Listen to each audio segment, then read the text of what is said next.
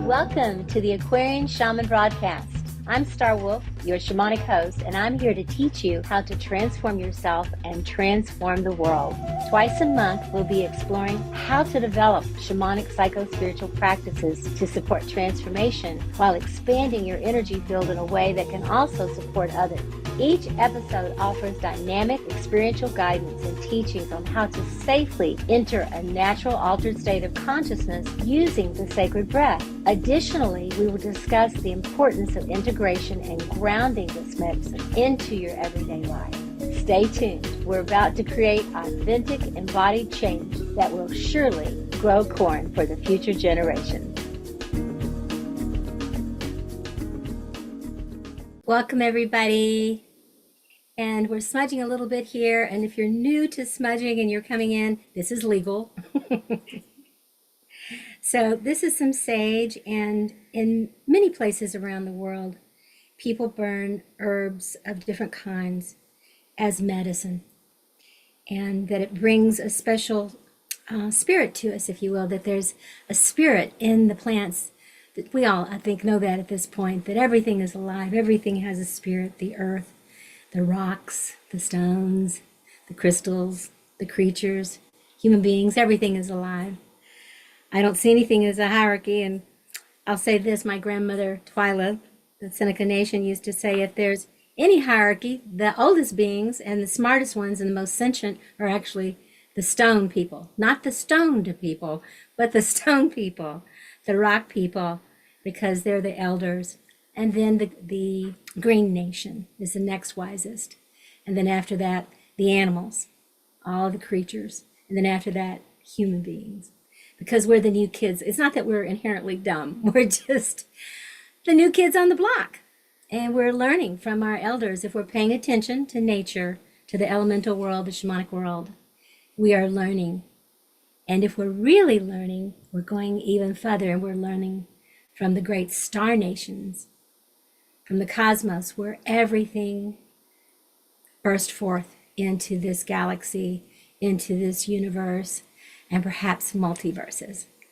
So the smudge, the sage, is a way to purify our energy fields, to awaken certain things within our DNA, within our brains, within our minds, and to let anything that we've collected, just kind of, cosmic debris, or watching the news, watching politicians, or anything else that's in our field, it's just a way for us to let it go, at least for this next hour. We can pick it back up after that if we want to. We probably will, even if we don't want to. But this is a way to let it go for now and drop in with us as we do some sharing and talking and connecting with one another and with you, for those who are watching this on Transformation Network. And this is the Aquarian Shaman. And I have two Aquarian Shamans on here today. So I want to say a little bit about them, and then we're going to jump right in and hear some of their wisdom and sharing.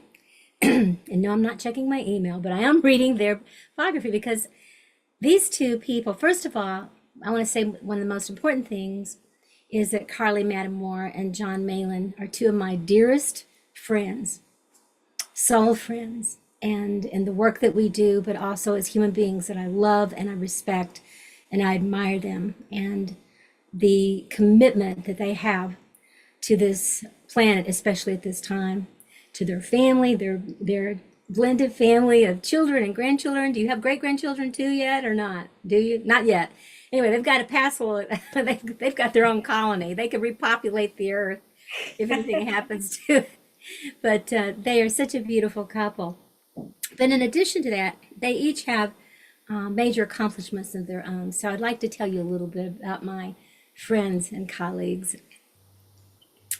Carley Moore and John Malin are the co-founders of Ahara Spiritual Community of Venus Rising in Springfield, Illinois, located in the heartland of USA 501c3 organization aimed at serving their community and helping others discover their inner wisdom and share their unique selves with the world.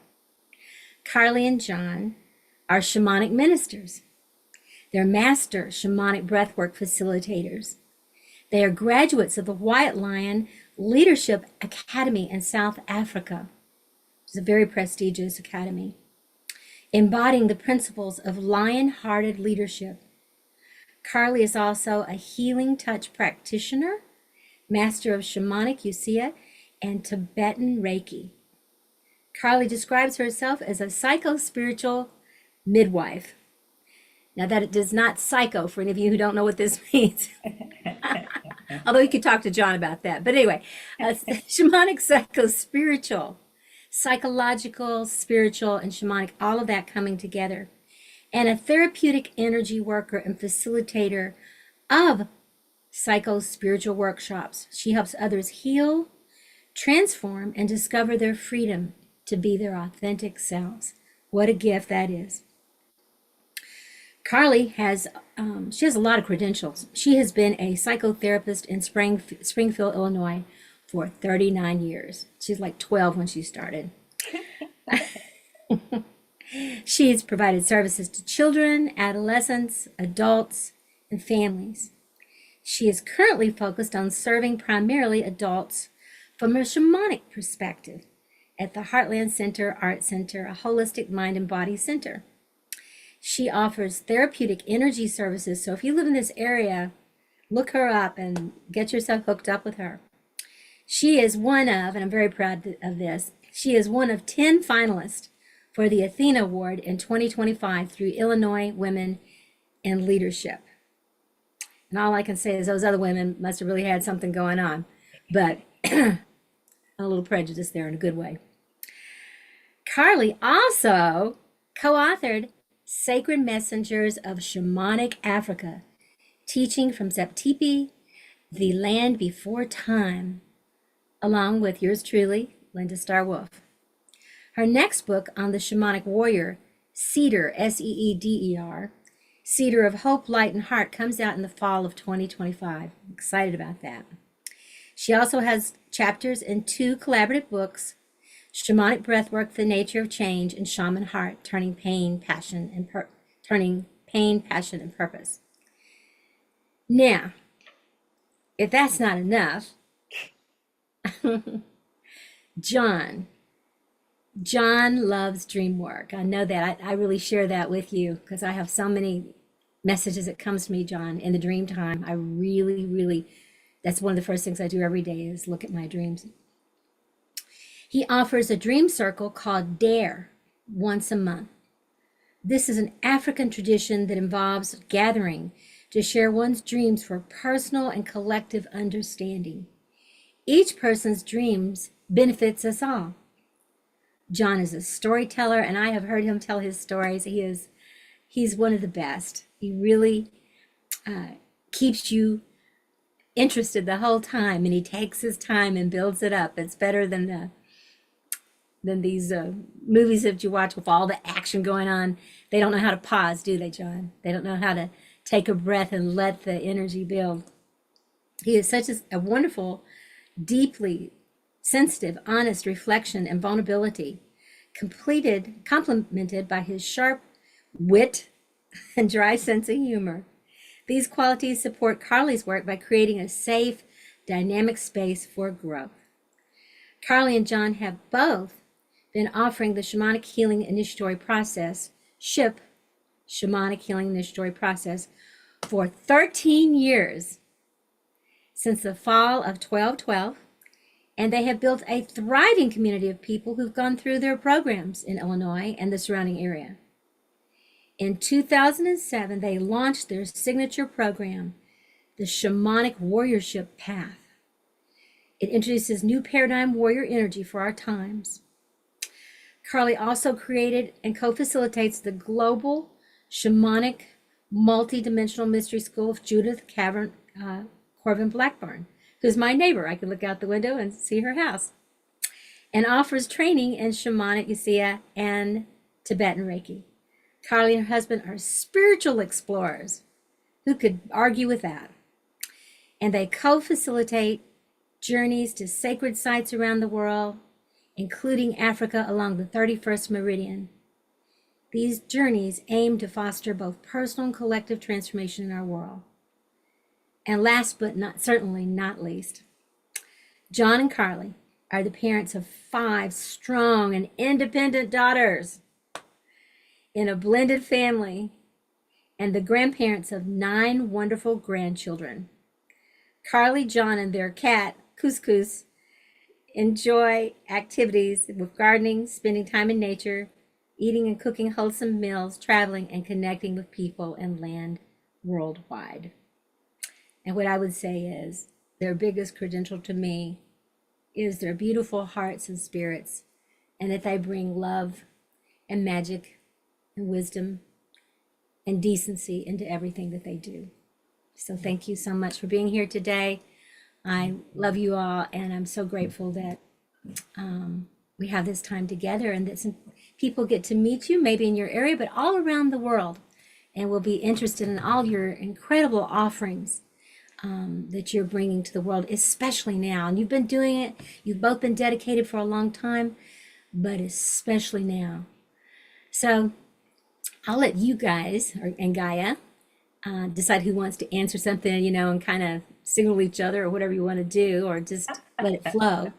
Sometime I might point or just say, Carly or John or whatever. But I guess the first place I'd like to start with I'd like to say how we connected, how you connected with Venus Rising and with shamanic breath work, and of course with Brad, or however you want to.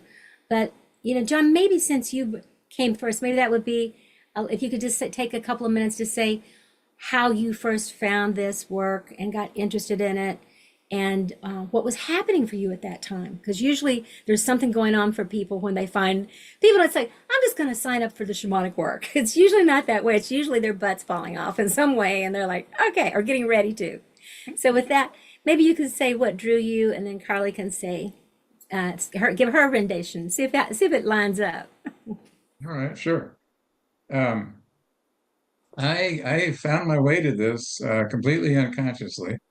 A very good friend of mine had gone to Egypt and met Brad and Starwolf on the trip, and came back and told me there was going to be a men's group in Kansas City, and he thought it'd be cool and we should go. And I said, yeah, right off the bat. And it was a couple of months ahead, and about every 15 minutes, I changed my mind about going or not going. And finally, I overheard Dennis talk to his wife and say, well, I have to go. John's going. And so then I had to go. And that first breath work fundamentally changed my life. It doesn't always work that way, but it did that for me. And how it changed my life was that it gave me reason to believe that I could change, that I could actually change. I had given up. I had been Mm, trying to change since grade school. I have memories of sitting in grade school thinking I could just change. And so it's been a lifelong thing. And I had given up, and I was abusing alcohol, and I was chronically depressed, and I was emotionally unavailable, and you guys all know what that's all about. And uh, and in that first breath work, uh, it was magical. I saw my father, who had died when I was 3. I got a mm, message from him that he had not meant to leave us, that had never really been explained to me. And it was just incredibly powerful and beautiful. And there were 4 more sessions that we went through. I had big breakthroughs in all of them. I didn't have another full-blown lucid dream like that first one, but I'm yet to have any kind of a breath work at all. It doesn't have a powerful message for me. Um, and as I will, I spent the first couple of years trying to figure out how to do this on my own, so I wouldn't have to, be involved with other people. And that didn't work. And so I started going to Venus Rising, and I began going pretty regularly whenever there was the opportunity. And the change deepened, and the change broadened, and really, I'm here now, because of that first breath work. because it did give me the awareness that I can change. And I'm Mm, still working on myself. I'll still be working on myself when I die. If I die at 250, I'll still be working on myself mm. because that's how it is. That's how it works. Thank you for that humility, John, and for speaking into that about this. That really touches Ship in the Spiral Path. About that, we're always, as Gene Houston used to say, and Jackie Small used to say to me, we're always aborning, Mm. and we're always birthing something. I'm going to hop over to Carly, and we'll come back to you. But Carly, so can you follow up a little bit with that about your connecting and coming into? You were already. What were you doing already? And I then, was, yeah, I was already working, as a psychotherapist, working with children and families. And I have a lot of friends who are spiritual in nature, but I really had only gone so far. I had a lot of trauma, that I carried. I grew up in a family where it was pretty well given that you pick yourself up by your bootstraps and you just tuck it all away. So I could hold a pretty darn big container, the oldest of six kids, and actually several really big traumas of loss that I was carrying at this time when I was with John. And but a thriving life. I thought at the time that all was good, even though it was all compartmentalized, and I was dealing with a great deal of over control to make sure everybody was safe, including, of mm, course, most importantly, me. And John comes home after this workshop, you know, and he's ranting and raving, not ranting and raving, but he's just so excited. And we have two different memories because that's the nature of memories. For me, I'm sitting at the front porch and he is telling me about this stuff. And he gets this gleam in his eye and he says, Carly, I can see you and I doing this work together. And I'm like, who is this man? He's a computer guy. What is he? He's telling me he's laying on the ground, in Kansas City with Brad and Dennis and all these other men, and they're going on these journeys. And at that point, it was, a traditional psychotherapist I was, and it didn't really fit my reference, and so I had to really like sit with it. Well, what does this mean? But it kept knocking on my door. I mean, I started going to Venus Risings, you know, um, Wise Wolf Councils. In fact, those initial ones, I went to every single one of them, and first started out just attending. And then because of the work how I was growing, I began to have my own experiences of change, dynamic change. I began to, really see how important it was for me to excavate the areas of my life where I held trauma. And so I first showed up for SHIP. John came home and said, "Hey, they're doing a month long. Do you want to do this month long?" And every part of me was resisting, even though it was in my peripheral, knocking on the door. But there was some part that was just wanting to hang on, maybe a spiritual bypass even. Let me just go hiking in Chile in the mountains and connect with a shaman. And what is this personal work stuff? But my feet took me, my heart took me, even though I resisted. And I'm a pretty, been like I shared, raised to be pretty, you know, um, not to share a whole lot, and certainly not to share that I'm resisting change. But I remember sitting at the sanctuary in Venus Rising, having signed up for the whole month long, completely left my practice and my children, and just knew I did it. I signed up, sat in that sanctuary in that circle, and shared that I didn't want to be there. I really didn't want to be there. There was something that was so hard. And then you took us on the mm, spiral path meditation, and I began to see, the patterns of my life, and the patterns where the resistance, like, I don't want to have to go through this, was a big, I don't want to have to share these things with my children. I don't want to have to experience death in my family. I don't want to. And it was like the message was, and it still comes, that spiral path. I just had that in my last breath work. I can't. And the voice strongly was saying, yes, you can. Yes, you can. So each time there is a evolutionary jump, I'm facing that resistance in my body. And it is, it has been an incredibly beautiful process. Star Wolf, what you created with the ship process and with shamanic breathwork, it is the tool that most serves me.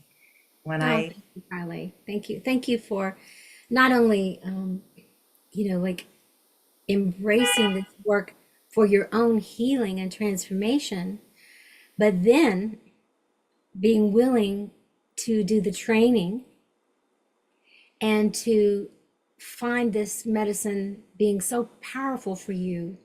Both you and John you were both obviously ripe. Even if you were resistant, you were ripe, you know?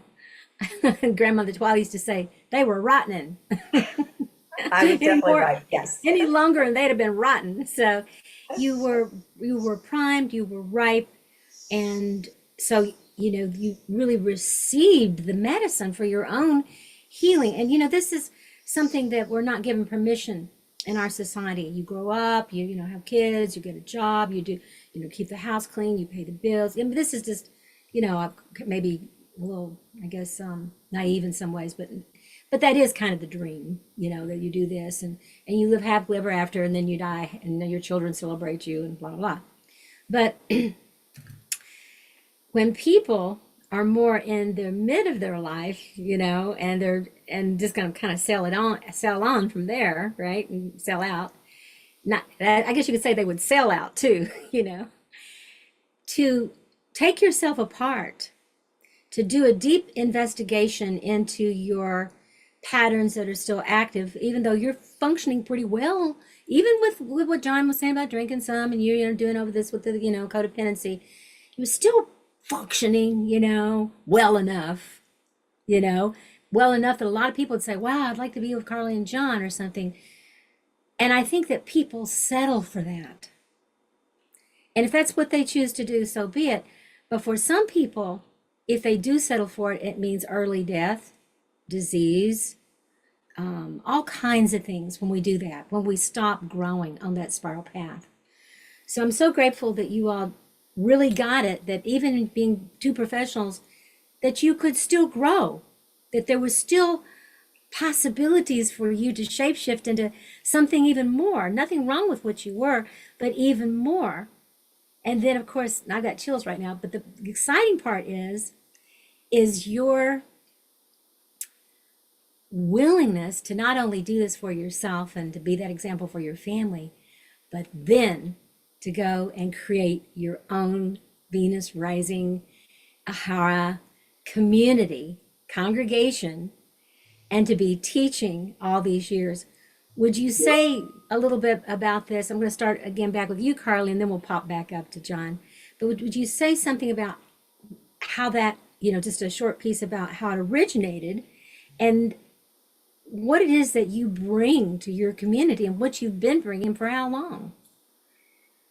After completing that ship process, that whole month, I was cracked wide open, and in such a way that for me to be able to realize the incredible magic and mystery of the universe, it allowed me to connect in ways and understand this interconnected world that we live in, to develop a relationship with the ancient stone people and the standing tall ones. And I mean, just all of nature began to really speak. And, and that resonance was so strong and the healing was so deep. I mean, it was magical the way the healing, everything unfolded, and it had such meaning and purpose that you couldn't deny it. You understood that everything is sacred. I understood that everything was sacred, and a whole world opened up of possibilities. Exponential, totally exponential growth. And, with that comes freedom, freedom to totally be myself and to trust myself and to learn to love myself in ways that I had never been able to do before. So in graduating, it was like there was an alignment that said, even though this is not something my community is even, maybe even, I don't know that I would say ready for, but it would be a shock that here this traditional psychotherapist is starting a congregation and doing shamanic breathwork in the heartland of Springfield, Illinois. I mean, it was like stepping out on a limb, you know. I was ready to Yes. just jump in. It was like breaking tradition. And I came home from that and I said, John, we're starting a congregation of Venus Rising. See what you He was started, like, John? what? Just like that, you know, that summer after I finished, that was in 2011, you know, we started a congregation. We began starting to do shamanic breath work. And I was green. I mean, I was totally green, you know, but it grew, you know, and soon within a year we were doing ship because you and Brad came to do a workshop here and you're like, you guys should start doing ship. And we're like, what? You know, and the next thing you know, we started. I'm going to close this. The doggy is barking. We started doing ship, and we've been doing ship for 13 years. So, Beautiful. you know, and we offer it in a way that our community can easily access it. You know, it's a 3-day weekend and offered every other week. I mean, every other month through the year. But that's a lot of ships, and Yes, it our is. mission became very clear. We grew as our people grew. That's You know, right. They really push you, don't they, to they grow more. push you. They're like, okay, what's next? And that Right? then demanded Hungry. something from us. Like we have to continue to grow and evolve to support our people to grow and evolve. So, John, just coming back up to you. So you see what, you created a monster. And I'm just teasing, it's like, oh, you need to go breathe, honey. We're going to create a congregation. You're going to. And I just love that. Congregation wasn't too bad, but we had to incorporate, and that really freaked me out. Yeah, yeah. And then with that, you all have been doing this dance with one another of how to teach together, how to grow together, going through deaths and rebirths, as we all do in our relationships and different things. But you all have really created this beautiful community of people that love what you're doing, that are, as you said, what's next, and all the things that you bring in, like the warriorship path with the white lion, and with Linda Tucker, and with other people and things and stuff that you've done too, your trips, and that you take people on to different sacred places. I loved going to Africa with you all. That's one of my fondest memories, is going to be with you all and Linda Tucker and being with the White Lions. That's just right up there with Egypt. I mean, there's kind of like, those two are probably the two most powerful places that I've been. And we go to Egypt quite often, but I'd like to make it back to Africa again at some point with you guys, and to the White Lions again, because that was being out at night under the stars with a full moon, when those two white lions walked out of the forest, out of the jungle, and came out and laid down in front of the Jeep. And then one of them stood up and started going, "Whoo, whoo, whoo," like he was going to throw up or something. And then he went, "Rah," and let this roar so big that my whole body just started vibrating because of the sound. I had no idea that something like that could happen from the roar of a lion that was free. So the places that you take people, not only your community there, but also your journeys and travels and various things, are also inspiring people, and giving people the opportunity to break through out of the box and to look for a bigger sacred purpose. And both of you have continued to evolve your sacred purpose with your relationship, with your lives, with your children. You involve them in going to places and doing things, your grandchildren, and your mission. And that in itself inspires others who go like, oh, I couldn't ever do that, you know? And just like, John, will you tell us a little bit about your dare dream a little bit Sorry, more? Because the the dream work. dare to dream, yes, your dream work. Yeah. I met a guy named Jeremy Taylor at a workshop in California. And he's an extraordinary man, and he had been doing uh, dream work. He's a Jungian psychologist, and he had been doing dream work for decades, written several books. And my mind was blown by the way that he could take a dream that I had and get inside of it and point out to me the things that my ego was not wanting me to see from the dream. And and it really enchanted Come me. to my It made me hotel want room. to just do as much of that as I could. So I worked with him. He had something called the Marin County uh, Dreamwork Association, I think is what it was, and he offered uh, certification for people who went through the program, and so I did that, and it has been one of the great blessings of my life, really, and it melds beautifully with breath Yes. work, right? Because the breath work itself is amazing and magical, and all kind of stuff happens, but it's in the processing after the breath work Right. that we can help people see the things their egos are still trying to hide from them. And it's not that the ego is bad. The ego is doing its job and it does it really well, or else we'd be extinct. But it does not recognize that we have grown up and that we have resources now that we didn't have when we were children, because it starts with a trauma in childhood that is so overwhelming that the ego steps in and suppresses it out of sight, out of consciousness, so that we can thrive as children. And that's a tremendous blessing. And it certainly, gave me the opportunity to have a good life. But some people start in their 20s, and me was in my 50s.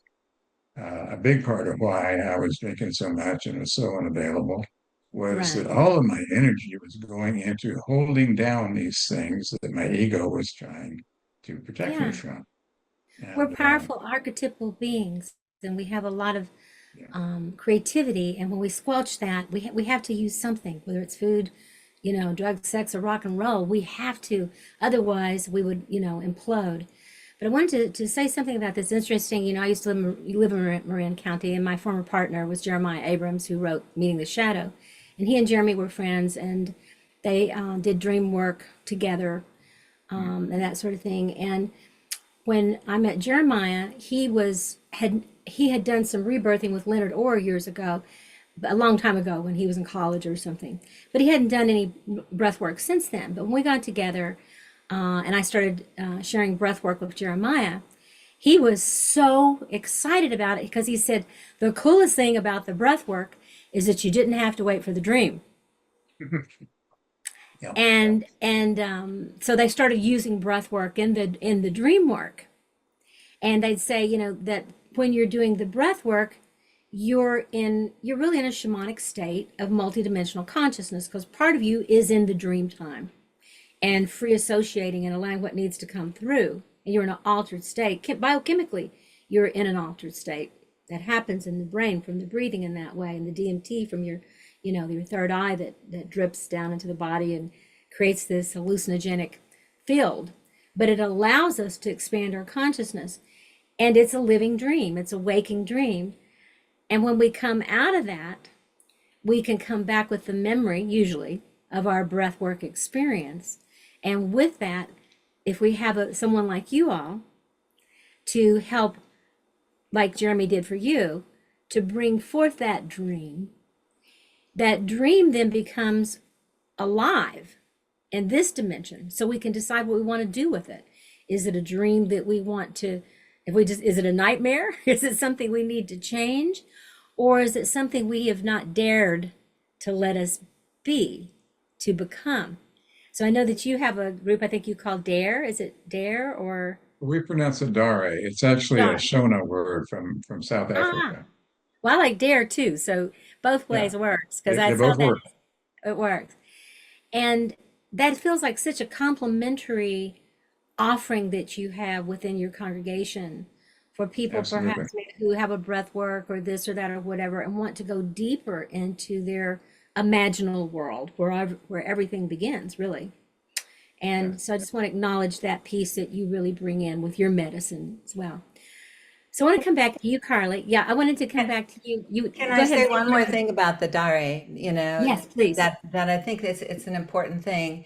is that the when we look at these dreams, they are, once you start to unpack them, and how we refer to them, it is first person. It's like in my imagined dream, this is with not Taylor, but yeah, Jeremy Taylor. If this dream was my dream, it keeps Right. it very much in the first person, but the dream then becomes not just personal, like when there's a insight that comes through people sharing their own take on it, it's personal, but it also is the group. It becomes informing the whole group. It becomes a group stream, and it always is a collective dream. It Hmm. really gives us the information we need to help us navigate the times we are in. So right now, we are getting so many dreams that are these big dreams for how to navigate the challenges that are we are in right now with what's going on in the US and on the planet. Powerful way, almost like a script of how to do it. Mm. Yeah, that is where everything begins, is in the inner world, in the unconscious or the subconscious. That's where all the motivations come from, whether it's old outworn programming that's not really serving us, or whether we've cleaned house and we've done a lot of cleaning with that, of the old stuff, and we're conscious and aware of our, I've been in AA, recovery for 43 years, and we call it our character defects, you know. So you can call them whatever you want, your shadow pieces, family of origin, that's issues that are not fully digested and brought forth. A good portion of the world really doesn't know what any of that means. They don't know what shadow is. They don't understand what family of origin is. Like, well, my parents, I forgave them a long time ago, or, oh, I don't really care. I left them. I never really saw them again. Or, well, they just, and people don't really realize that every age that we've ever been, every experience we've ever had, we are like the Akashic records. It's a We've good way got to it, put and every cell of a trillion cell of our bodies have that memory. And if we don't make it conscious, it will come out in a shadow way that will harm us and unconsciously harm those that we love most, as well as others that we don't. And that doing your inner work is not selfish, it's not narcissistic, it's not like a yuppie thing. It is the only thing that I can see that is going to help us evolve our consciousness. I love smudging, I love meditating, I love, reading all the things. But unless I do the nitty gritty work of getting to know thyself, and then making the honest effort to make the change in front of other people that love me and are not judging me, but they're holding me accountable. If that doesn't happen, we don't change. And if we don't change, we can see what's happening, here in the what I call the ununited states and around the world.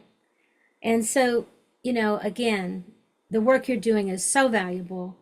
And I don't want to miss the opportunity while we're talking to do two things over the next 15 minutes. One is to hear about your future offerings, and also anything if you want to say anything else about your trips to Africa, or your alliance with the White Lions, if there's anything around that.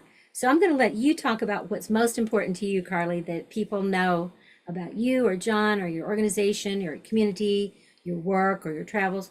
What would you want people to know most? And I know there's a lot. You guys do so much. It's hard to pick, like picking your favorite kid or something. You can't, you know. Yeah, there is an awful lot, but I do want to speak into the program that we created, which is the shamanic warriorship path.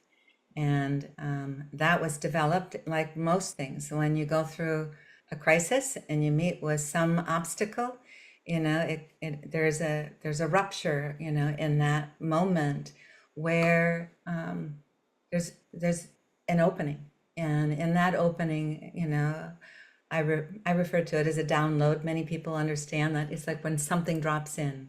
I got a message like you need to start your own program related to the warrior, and it needs to be a shamanic warriorship program. So it was seeded, and I knew that it started with the lions, and we initially brought in of course, the white lion, because the white lions and all of our training through the White Lion Leadership Academy was understanding the significance of the lion as the time we are in. We're in the time of Leo, and that this is huge for us to connect with this energy. But my passion then, it began to evolve. So it started with the lion, and then we had the dragon, and then we had the eagle. Those were the three. And then all of a sudden, I'm finding out that the Shambhala warrior is, which it's dear to my heart. I'm like, I love what the whole concept is, that the world would be seeded with a new kind of warrior energy during the 20th and 21st centuries. And when John said, why don't you get the book and see what it has to say? And I open up the book, and it has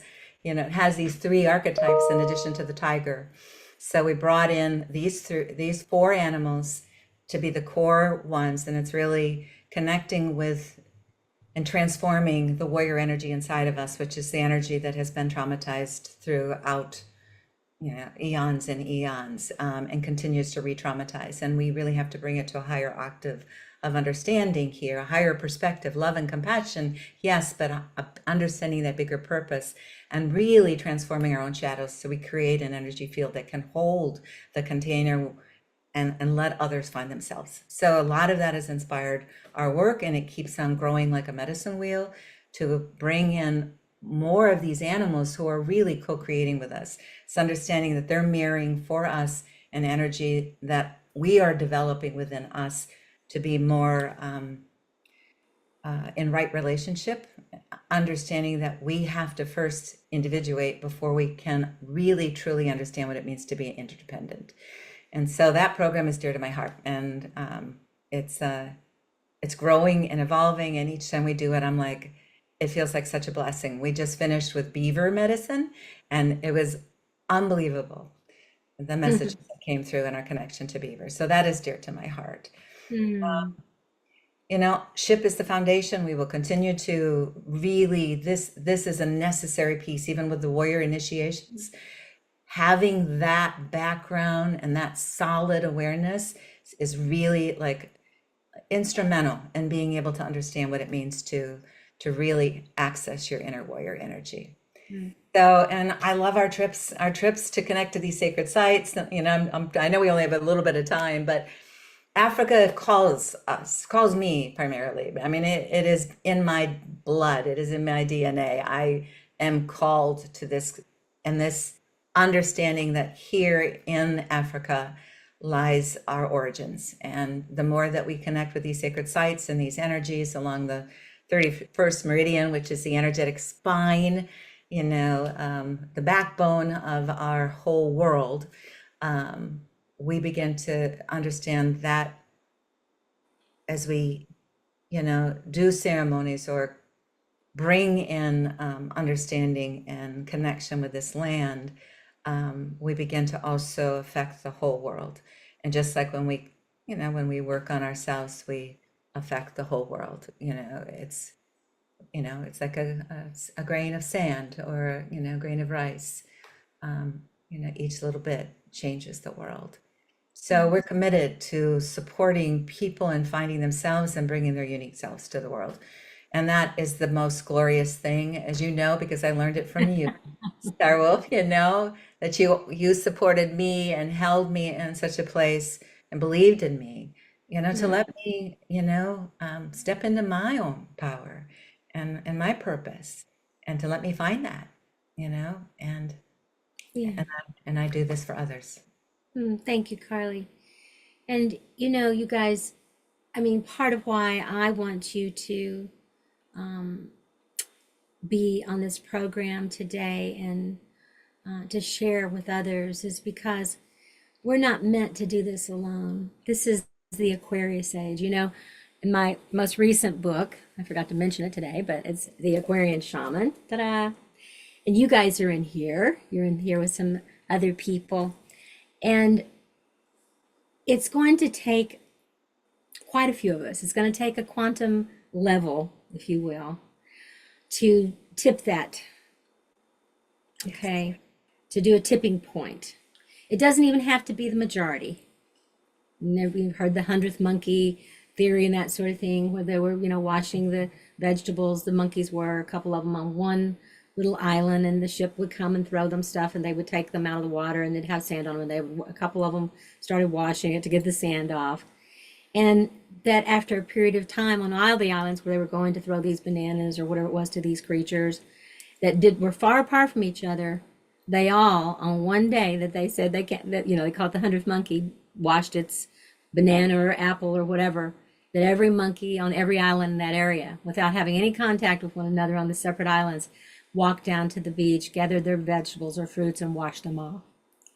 So there's a zeitgeist, there's an energy that happens when we change.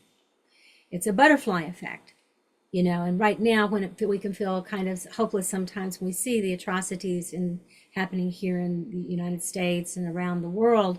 There's always been horrible things. And there's some pretty horrible things going on right now, but there always has been. There's always been that, that energy of the light and the dark, and those energies pushing together. And yet those shadows and that darkness gives us the opportunity to rise to greatness. It was pain and suffering for all of us. For me, it was me with my alcoholism when I was a teenager. For all of us, it takes something. I think a lot of us are sensitive. But child and baby isn't sensitive. Human beings are sensitive. We don't want to be, but there's a sensitivity. And sometimes that sensitivity says that we need to mask it or shut it down or, grow up, do something. And when we go to that place, we start repressing everything. And then the time comes for like you all, like me, like everybody, maybe who might even watch this, where you just feel like you can't do it anymore, and you can't. It's called, in AA, they call it hitting bottom. In the shamanic world, we call it the death of the old psyche and the rebirth of the new. And yet out of that, it's a very Jungian sort of concept as well. But out of that, there is a new growth, and there is a new king or a new queen or a new archetype. And then you become verdant, Carley and John. There's a way that you not only create something wonderful, but it has a life of its own, and it keeps going and evolving. John, I wanted to come to you for just a moment to, because there was it's kind of like you did it, and then you thought this would be maybe at some point just Carley's thing, and here you are, fully into your own dharma of people go somewhere planetary else. service Love at this past point. loved ones come. And A message. how do you see, Carley places was saying her founded passion in for Philly, Africa, there's Africa. in How do you see California, and for then there's other yourself? places. You've And got I was about like, 5 oh, minutes here wow. for And yourself, so, for Carley, for your People organization. go somewhere How do you else. and see I, things the scream, the release, I've seen men unfolding cry, women for cry, Hara people who in the future? that you're What would you like to facilitating see at our happen for retreats. your community? And I, the scream, the I have a pretty negative perception of how things are going to be over the next few years. And my dream is that Ahara sustains during that period and continues to bring the connection with the Creator that the sanity of the breathwork process makes possible, and can, I hope, help us continue to do the best we can with what we have, where we are. That's what I'd like to see. Yeah. Thank you, John. Thank you. Carley, your last words. My last words here. Hope. Hope is something that I really hold dear, and we all need to have a lifeline to hang on to. And one of the things I see Ahara providing for folks is a breathwork is lifeline amazing. and hope, and understanding that bigger picture, breathwork and is having community amazing. and connection, and understanding how we Talking to move yourself through change. and releasing. It all makes sense. I think the more people we can touch in that way and but offer resources and connection, they will get through it, and they will hold space for others to get through it. And in that, we will continue to grow and offering a community that inspires, supports, and enhances people's lives. and that is happening, and I can see it evolving to greater depths right now, where we will band together, and that sense of hope will carry us through, because we know what's on the other side. Mm-hmm. Know what's through the So darkness. breathwork is And, amazing. Carly and John, if we follow, part of the teachings that come from Venus rising around Ship, one of the most important pieces that happens when we go through the shamanic healing initiatory process is that we're not only focused on getting off of the linear path or Breathwork is circular path and amazing. getting onto the spiral path, but that is the template for saying continue to grow, no matter how much healing you do now, and then you ride it out for a while and on that high, that we will continue, just like the trees drop their leaves every year, those kinds of things.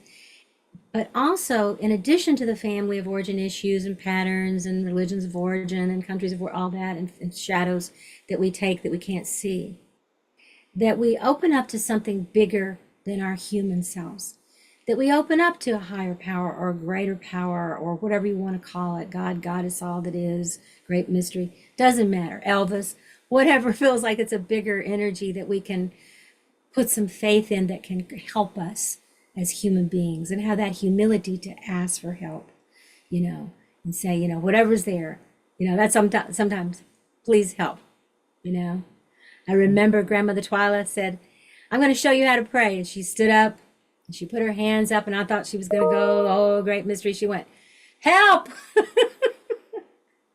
And then she went, thank you. And then she held her heart and she went, help. Thank you. And then she touched the earth and said, help. Thank you. And I had to, not laugh, and then she said, that's the most powerful prayer you will ever say. Help and thank you. And, we're following in the footsteps of the people that have come before us, the breathwork people, the, indigenous peoples, all those peoples around the world. And I know that you all know that very intimately. And we have our own legacy. And that's the last initiation, of course, in Ship, other than the imaginal cells, is to help people get to a place where they finally realize, just like we have, that, yeah, we're parents or we're grandparents or we're neighbors and, we're this, we're that, we have a political party or whatever it might be. But ultimately, that there's a sacred purpose that only I can fulfill, it's mine. And there's only a sacred purpose that you guys can fulfill that's yours. It's not anybody else's. No one else. Grandmother Twice just said, you better get busy doing what you're doing because nobody else can do it but you. That's yours. No one else knows how to be you. And so I want to thank you both for being you. And as I said, everybody else is taken, but thank you for being you. And I'm so happy to have you here today. Makes me want to see you in person, hug you and squeeze you. And so we're at that time, we've got about a minute. So any last word? We can leave thank you. Thank you for giving us this opportunity to share with the Transformation Network and with you and with all the people who, may view this. Many blessings and much love to you all. Yeah. And maybe so. Yeah. And I'll go ahead and put out, people can get in touch with us if they want to. Yes. And it is our website is www.ahara, which is AAHARA, spiritualcommunity.org. And you can also email us at aharaspiritualcommunity@gmail.com. And ahara actually is a Sanskrit word which means to breathe, which is also a Hindu word for eating. So if you're on the Breathe while you're eating. find some great restaurants looking for ahara. Well, thank you both sure so you add much. Ahara Spiritual Community. Ahara might take you to a restaurant. Thank you both so much. Keep doing what you're doing. I hope you guys keep breathing for a long time and that we keep breathing together and breathing the world. And right now, I'd like to say to all the politicians in the world, everybody, breathe. Seriously. Breathe. Heal your family of origin patterns and your shadows. We'll forgive you. Please just breathe. Shamanic breathwork for all the politicians. Mandatory, For right? the world, yes. So Okay, Yeah. I love you all. I look we forward to love seeing you. you. And Yeah. let's try and get together soon. You know that you're always welcome here on the mountain to visit. And in the meantime, give everybody there in Springfield at Hara my love. And feel free to tell people about this interview. It'll be coming out and for everybody to see. And we'll send out the link. And I'll send it to you so that you can put it on your social media and also so that you can put it out in the world and go from there. Okay? Yeah, All right. beautiful. Thank you, dear. Thank Okay, you love so you much. all. We hope to see Take you care. soon. Yep. Bye-bye. Okay. Mwah.